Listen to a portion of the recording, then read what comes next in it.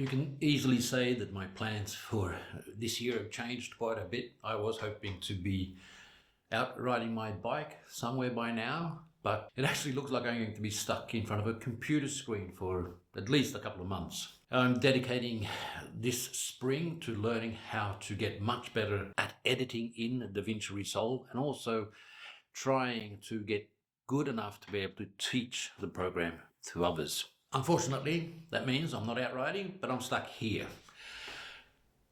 Which also meant that I thought that I deserved a better screen. I've been working with two 24-inch 4K screens on my computer, and at the moment I'm using a Apple Studio Max. And I decided that as I am going to learn how to edit video, I wanted a bigger screen that might help me with my productivity.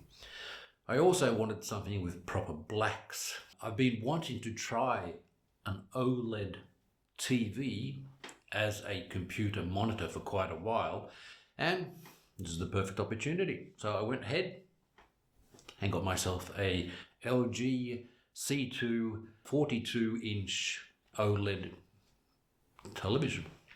I've only just installed it. I've only just started trying to get the colors right, and this is very much a first impressions video, but so far I'm quite impressed. Naturally, colors look brilliant. The blacks are perfectly black. I did have a few problems getting the colors right, but I have now got it installed, and I'm not using it as a HDR monitor. I'm only editing Rec 709 stuff on it at the moment. So I've actually got it calibrated to Rec 709. Next to it, I have one of my old monitors, really reliable 4K monitor that I have got calibrated to sRGB to be able to compare colors to see what they look like.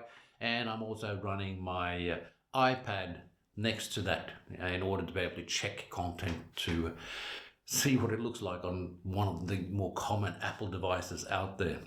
The screen is huge, and it does take a little bit of getting used to, but if you sit far enough back from the screen, it's actually a beautiful size for video editing. It gives you plenty of space. You can see the picture in a reasonably large size, and you still get a really long, large timeline to work on. So far, for what I'm using it for, I'm finding it more or less perfect.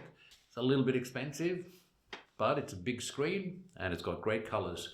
There are a few things that are problematic. Finding the right settings to get the colors right took me a little bit of time, but a little bit of searching on YouTube, found several channels that had some tips and tricks in using those, and some of my own ideas. I managed to get it calibrated to where it's within 1 delta E of perfect for Rec 709, which shouldn't be a problem for this monitor. This monitor has got a 10-bit panel that it's got plenty of colors. SDR content shouldn't be any problem at all.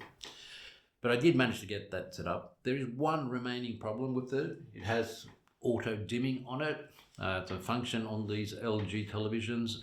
And the only way that I've found to turn it off is to get an LG service remote, which I don't have access to at the moment. I would like to turn that off, but that's the one thing that I have as a complaint at the moment.